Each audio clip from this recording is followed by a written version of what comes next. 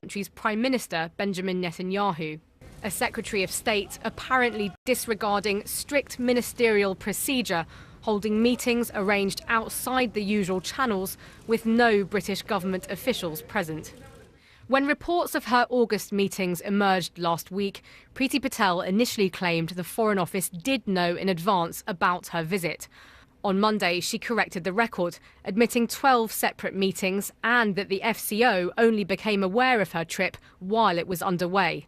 She was summoned to Downing Street and reminded of her obligations under the ministerial code. And after that reprimand, Theresa May considered the matter closed. But now she's been recalled to number 10 after 2 further meetings with Israeli government representatives in September were disclosed. She's a member of the British government. What she did secretly from the British government is discuss with a foreign powers government how best to get something out of the British government. As a collective, which is what the British government is, she should have kept everybody informed and not conducted her own foreign policy.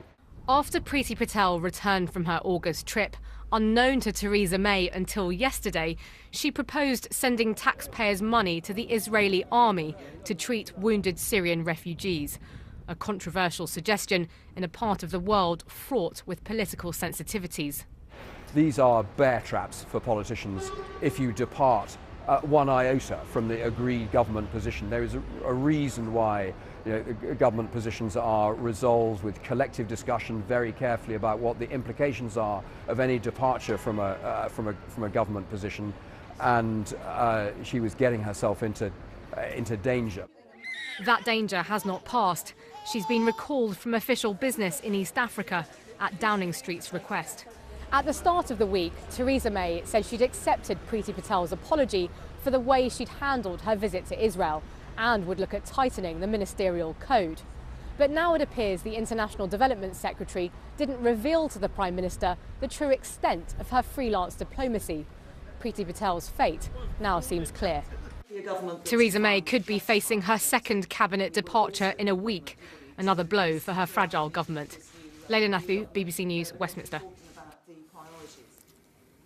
Let's go to our chief political correspondent, Vicky Young, who's in Westminster. We know Priti Patel is in a ministerial car. There are 2 questions. One, where's it going? And secondly, will it be her last trip in one?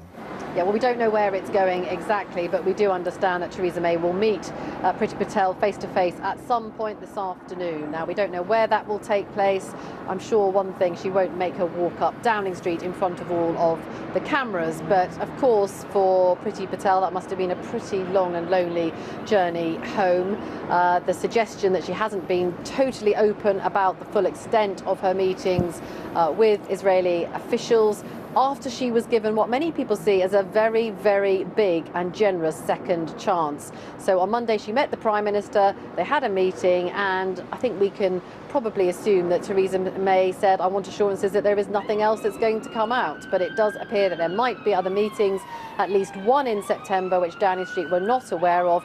There are, though, some allegations, some suggestions from the Jewish Chronicle that actually Downing Street told Priti Patel not to add to her list of meetings with the meeting she had in New York on the 18th of September because it might embarrass the Foreign Office. Now, that has been totally denied by Downing Street, but we are in a situation really of claim and counterclaim.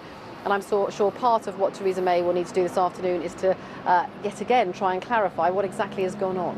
It's a mark of what many see as Theresa May's weakness that one of the issues is whether she wants Priti Patel to be sitting on her own back benches. Yeah, I mean, I don't think we should overdo it. I don't think there is a big team of people behind Priti Patel about to launch her leadership campaign, but she is a very strong personality. She is, of course, someone who led quite a leading role during the referendum in the Brexit campaign, and there's a lot of talk about making sure that the cabinet is pretty balanced when it comes to those who are on one side or another of that referendum. But I suppose, having been given the chance of being a cabinet minister, if she now is to lose her job because of some alleged impropriety, then that isn't really the problem for Theresa May. I think what is the problem is that this is a huge distraction. It's very destabilising. She's already lost Michael Fallon this week, accused of allegations of sexual impropriety. if she now is forced to sack another cabinet minister, that would certainly be a major destabilising effect. Vicky, thank you very much. Vicky Young there in Westminster. A minister accused of inappropriate behaviour towards a member of his staff has apologised to his constituents. Trade Minister Mark Garnier said events involving his then secretary had been reported outside of context, but that the public rightly expects high standards of conduct. He is currently under investigation by the Cabinet Office.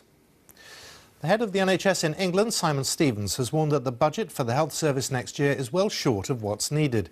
He told a conference in London that the public expects the government to honour promises made by the Vote Leave campaign on health spending during the EU referendum, such as that extra £350 million